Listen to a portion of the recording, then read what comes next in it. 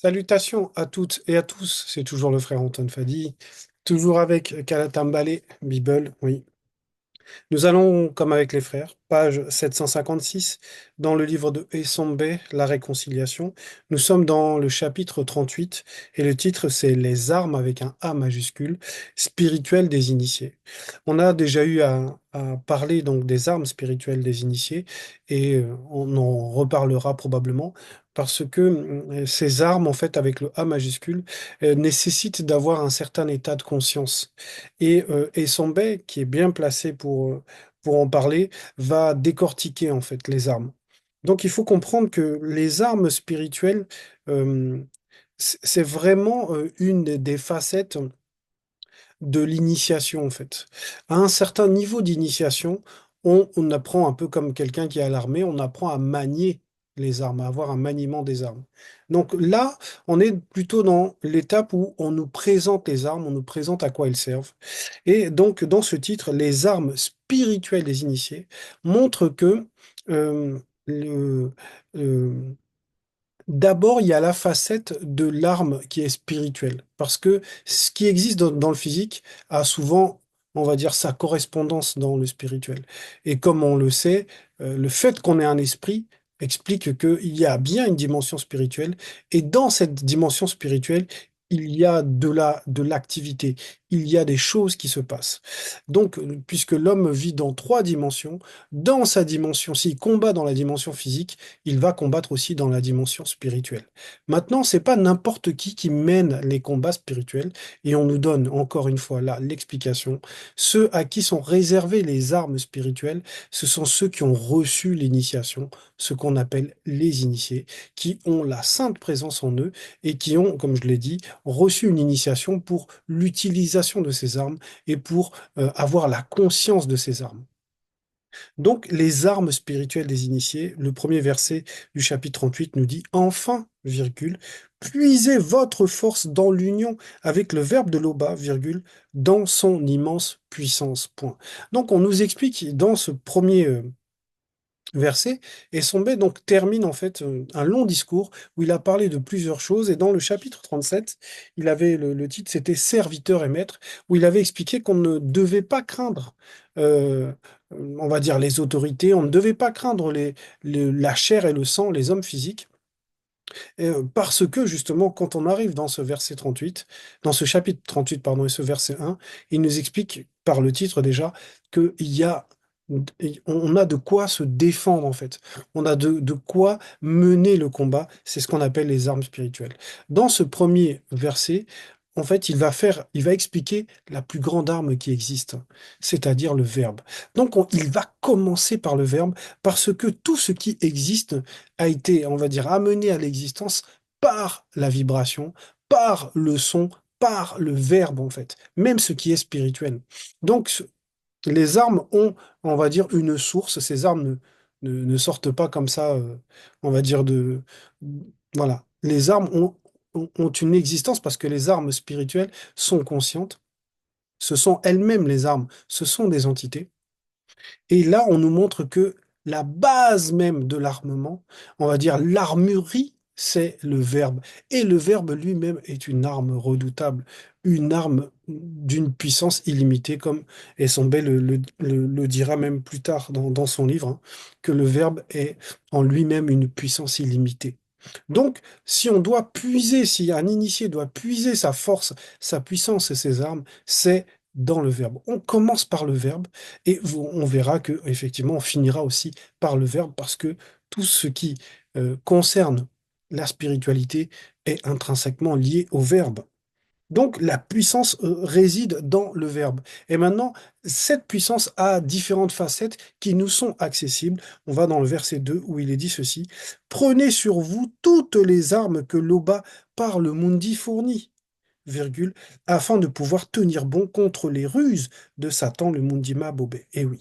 Donc, dans ce deuxième verset, Essambé donc explique que l'initié a la possibilité d'avoir accès aux armes en fonction de sa fidélité au verbe. Il a accès à une panoplie d'armes. Et il dit bien, prenez sur vous toutes les armes, avec le A majuscule, que l'Oba fournit par le Mundi fourni. Ça veut dire que chaque arme a sa raison d'être. Chaque arme a son utilité et il les faut toutes. C'est-à-dire que on ne doit pas en négliger une seule, on ne doit pas en laisser une seule, parce que chaque arme correspond en gros à un état de conscience, à une, une,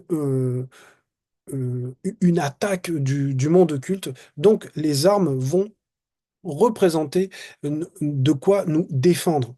Et il explique là que le terme on va dire, la manière de combattre, c'est d'abord la défense, parce qu'il dit, afin de pouvoir tenir bon contre les ruses de Satan, le Mundima Bobé.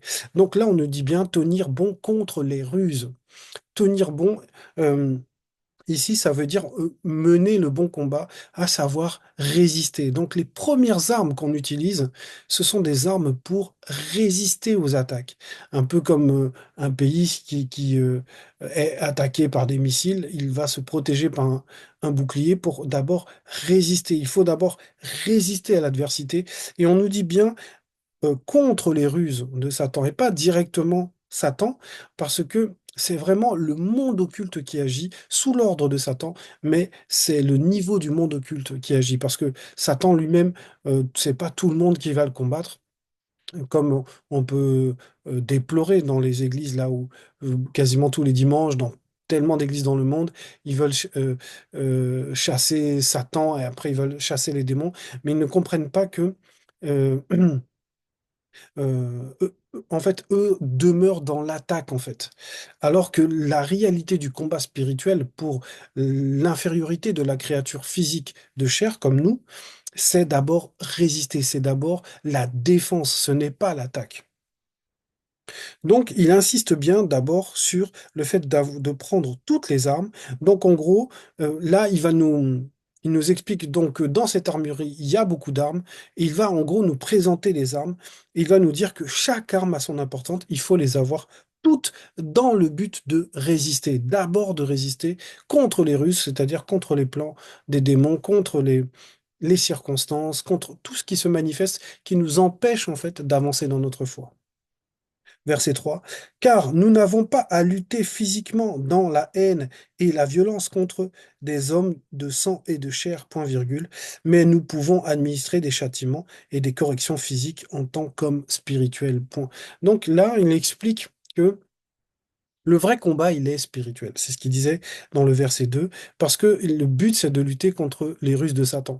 Maintenant, il arrive qu'il y ait des combats aussi dans le plan physique, c'est-à-dire qu'on est à se défendre physiquement contre un adversaire. Maintenant, c'est faisable, on va dire, sous certaines conditions. Il nous explique bien que si on veut, c'est parce qu'on veut administrer une correction, la défense, donc là, va être le fait d'administrer une correction, mais en tant qu'homme spirituel, c'est-à-dire en tant qu'initié, et pas en tant qu'homme livré à lui-même, parce que, comme il le dit bien, il y a cette haine, cette violence de l'homme on va dire, livré à lui-même, de l'homme de sang et de chair qui n'est pas contrôlé par le Mundi, qui va prendre le dessus en fait dans ce combat et qui va manifester une forme d'injustice.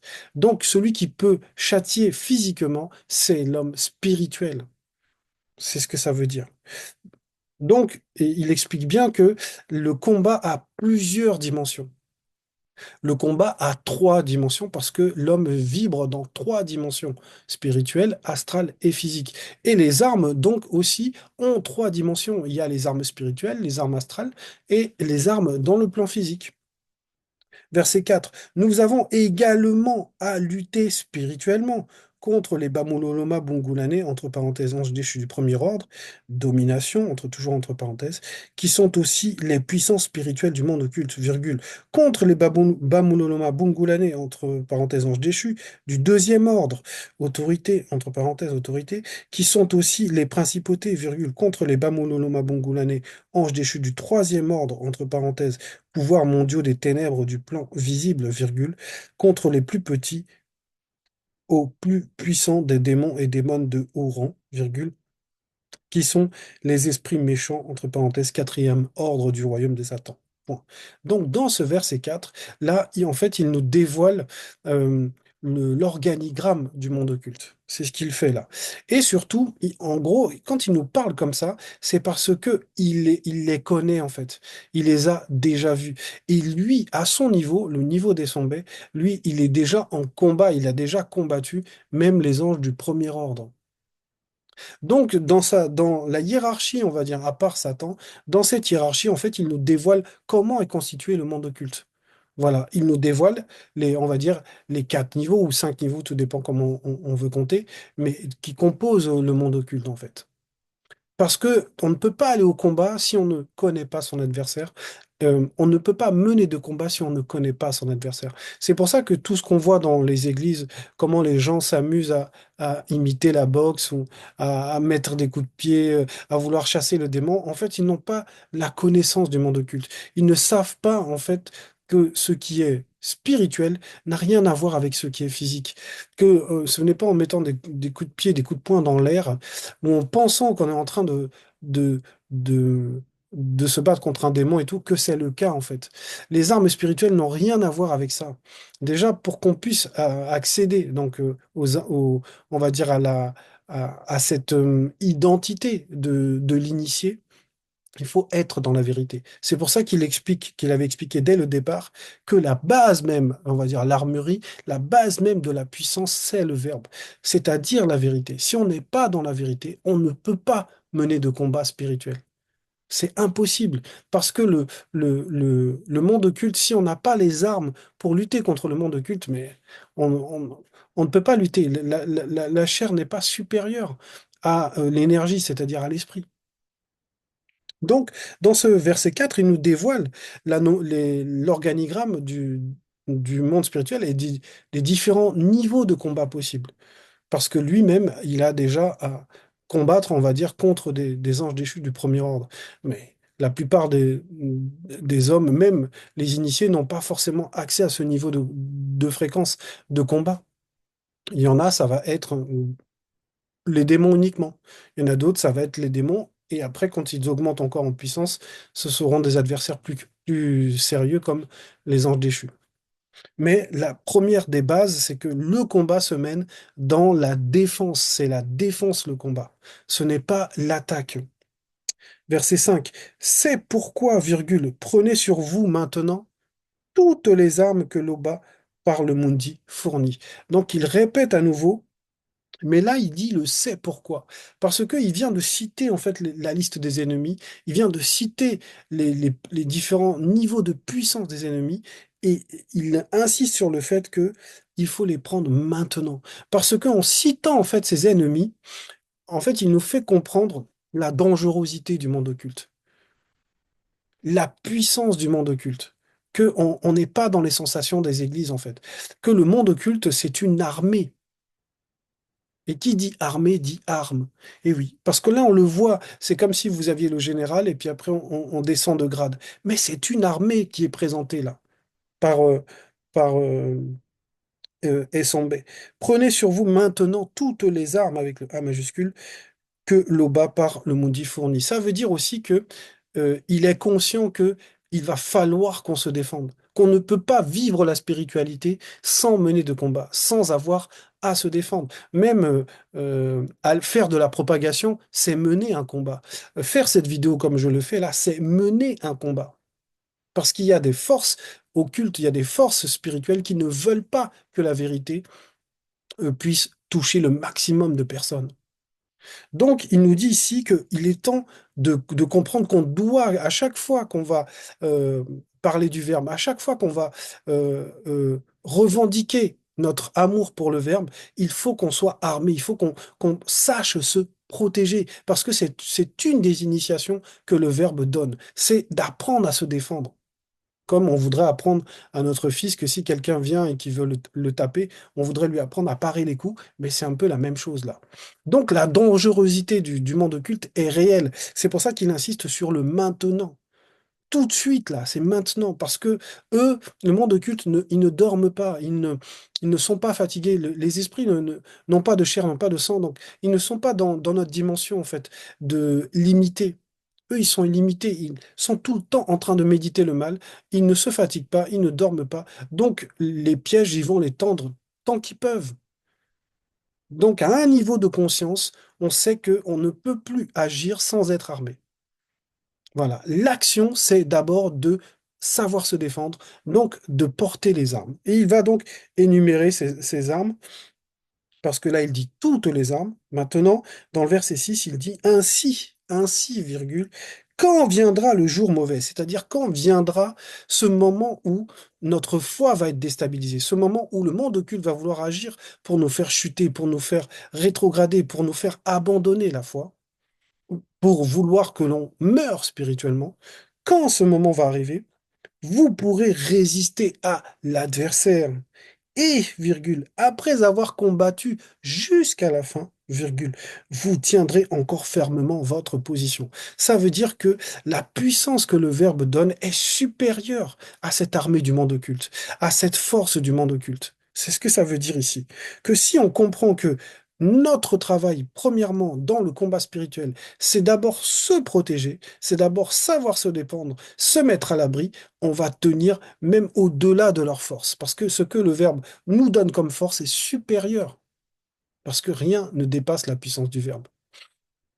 Donc, le monde occulte, la puissance que la puissance que le monde occulte va générer ne peut pas avoir le dessus sur quelqu'un qui est entièrement soumis dans ses trois êtres au, au Verbe. C'est pour ça que le Moulidi dit souvent que personne n'arrêtera cette marche. C'est impossible. Verset 7. Tenez, tenez-vous donc prêts. Deux points. Ayez la vérité pour ceinture autour de la taille de vos trois êtres, point virgule. Portez spirituellement la droiture pour cuirasse, point. Donc là, il va rentrer encore en profondeur parce qu'il avait décrit, donc, au début, il avait décrit l'armurerie. Il nous explique quel type d'armes, ce sont des armes défensives. Ensuite, il nous explique que, néanmoins, même s'il y a le combat, on va dire le combat à plusieurs dimensions, qu'il y a la dimension aussi physique quand on administre un châtiment en tant comme initié. Sinon, c'est qu'on va être livré à la haine et la violence de l'homme charnel, et ce n'est pas selon le Verbe. Ensuite, il nous décrit l'armée qui vient nous affronter, et ensuite, il nous explique que il est temps de comprendre que agir, c'est savoir se protéger. Et maintenant, il va donc décortiquer et il nous demande d'être prêt, c'est-à-dire d'avoir une conscience à, à vouloir affronter l'adversité. Et oui, parce qu'à un moment, il va falloir affronter cette adversité parce qu'elle, elle veut en découdre. Ayez la vérité pour ceinture avec le C majuscule autour de la taille de vos trois êtres. Comme j'expliquais tout à l'heure, l'homme vibre dans trois dimensions, ce que Zululassan nous a appris. Donc, les armes, elles sont dans les trois dimensions. Et c'est ce qu'il explique. Il dit que la vérité, on doit la porter, on doit ayez la vérité pour ceinture autour de la taille de vos trois êtres. C'est-à-dire que c'est ça un initié. Un initié, c'est quelqu'un, donc un initié, c'est comme un soldat, c'est un guerrier. On sait, on le reconnaît à quelque chose, c'est d'abord qu'il a la ceinture autour des trois êtres. Ça veut dire qu'il est entièrement protégé. Il n'y a pas de faille possible. À moins qu'il détache la ceinture, il n'y a pas de faille possible. Parce que la ceinture va représenter la vérité. Et effectivement, lorsque Moto et Muto, donc le premier homme et la première femme, ont chuté, ils se sont, on va aller dans Genèse 3.7, tout simplement. On va lire dans Genèse 3.7 ce qui est dit. Voilà, on va lire parce que le verset 7 est un peu long. On lit juste la fin de Genèse 3.7 où il est dit, pour cela, virgule, bon, un peu plus tôt, ils firent alors naître au-dessus d'eux, virgule, une élévation ombreuse, virgule, voile de tristesse mutuelle et de déchirement, point virgule, et se firent pour leur corps physique des vêtements. Pour cela, virgule, ils cousirent ensemble des pagnes en matière végétale tressés en guise de ceinture de protection, ceinture de protection. Parce que lorsqu'ils ont vu, quand ils ont péché, lorsqu'ils ont vu, en fait, ils ont eu euh, la vision du monde occulte, ils ont compris que il fallait qu'ils se protègent. parce qu'ils ont vu l'adversité.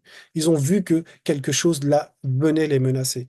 Et que dans la réalité où ils vont aller, ils vont avoir besoin d'être couverts. Ils vont avoir besoin d'une protection. C'est pour ça qu'après, même dans la suite, hein, Mutatedi, donc l'entité en charge donc on va dire, des hommes, et l'entité qui intronise, qui initie, elle va leur faire des vêtements, en fait, qui vont être des vêtements de, on va dire, de peau, mais c'est toujours de la protection. C'est de ça dont il s'agit. Donc là, on est dans le niveau astral. On a aussi les armes, on pourrait dire les entités. Les entités portent des ceintures. Et c'est toujours une arme, la ceinture. Donc là, comme il est dit, on revient donc page 756 dans le verset 7, hein, que la ceinture concerne, la ceinture, c'est la vérité en fait. On va dire, c'est la première arme qui est citée, parce que si on n'est pas dans la vérité, en fait, on n'a pas d'arme. Il n'y en a aucune qui apparaît en fait. Il faut être dans la vérité et surtout là, il faut que les trois êtres soient dans la vérité. C'est-à-dire que les trois êtres doivent marcher sur la vérité, aimer les lois, faire qu'un avec la vérité. Donc on va relire, ayez la vérité pour ceinture autour de la taille de vos trois êtres. Et oui, parce que en gros, porter la ceinture, en fait, c'est savoir la serrer. C'est bien serrer la ceinture. Parce que là, le fait de serrer la ceinture, vous voyez, les jeunes aujourd'hui, ils portent leurs pantalons, des fois ils n'ont pas de ceinture du tout, et quand ils mettent une ceinture, ils descendent exprès le pantalon pour qu'on voit leur caleçon en dessous, parce qu'ils copient sur les Américains, et ça, ça vient de la garde à vue en fait. Quand vous étiez aux États-Unis, quand on est en garde à vue, on enlève, même en France, on enlève la ceinture. On ne doit pas avoir de ceinture sur nous.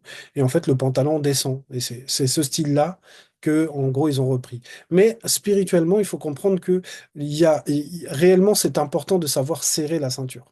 Quand on serre la ceinture, ça montre l'attachement qu'on a au verbe. Et cette ceinture, c'est une arme. C'est-à-dire que plus elle est serrée, plus il va y avoir la protection et plus on va avoir de force.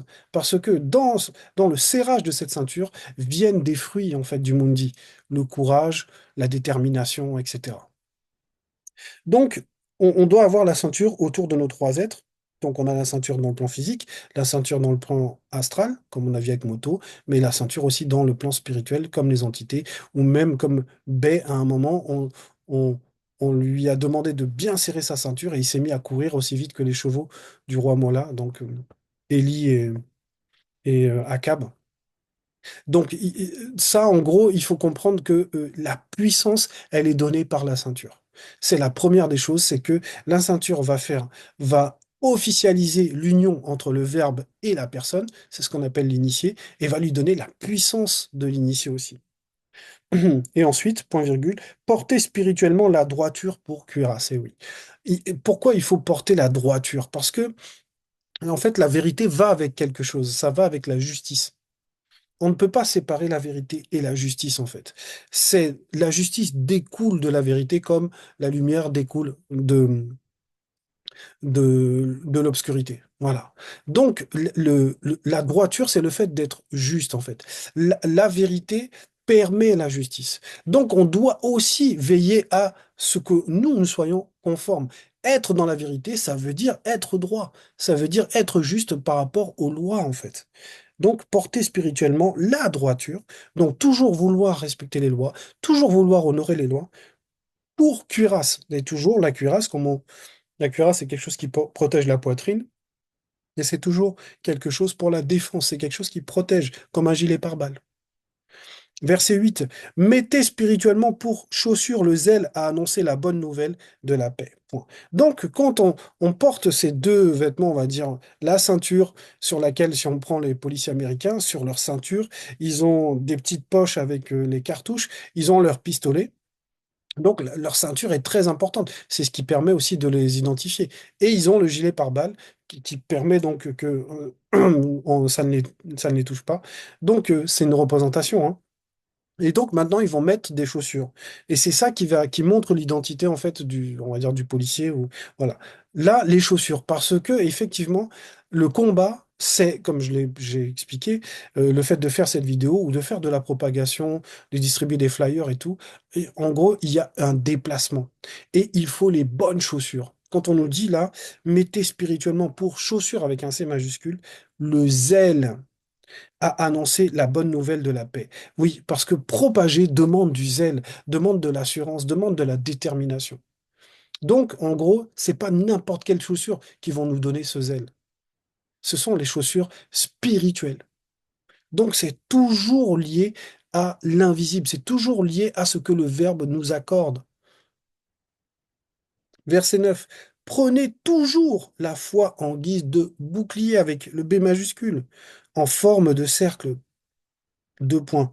Il vous permettra d'éteindre toutes les flèches enflammées du monde occulte. Point. Et oui, quand on a porté donc la ceinture, qu'on a porté la cuirasse, qu'on a porté les chaussures, là on nous dit prenez toujours la foi en guise de bouclier. Et comme on le voit, même les CRS, ils ont exactement ces armes-là, ils ont même leur bouclier en fait. Là, on nous dit que c'est la foi, en fait, qui est le bouclier. La foi, c'est Doubet, c'est l'obéissance.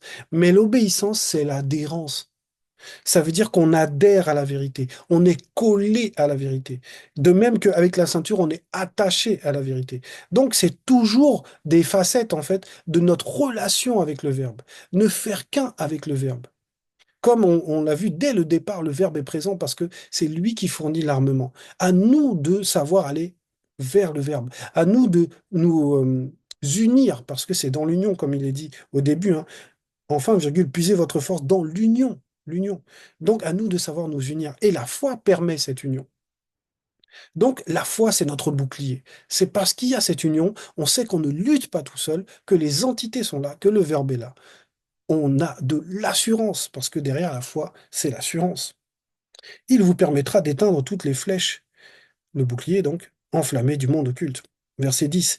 Acceptez le salut pour casque et le verbe de Loba pour épée incandescente donnée par le Mundi, avec une référence Ésaïe 57, 16. Donc, verset 10, hein, acceptez le salut pour casque. Ça, c'est très, très important.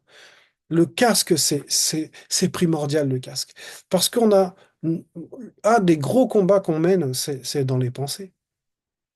C'est dans les émotions qui nous font réfléchir, qui nous font, ou des informations qui nous font peut-être douter, qui nous déstabilisent dans notre foi, dans notre cheminement. Des pensées qui viennent et qui nous disent, mais qui es-tu pour faire ci, pour dire ça, pour croire à ceci, croire à cela? Donc c'est très important le casque. Et le Moulidi a fait plusieurs vidéos là, récentes, sur des passages liés à des combats spirituels, comme le dernier avec Essam Bewaï, ceux qu'ils appellent Samson. Mais il y a eu le combat entre Tando et Toum, c'est-à-dire David et Goliath.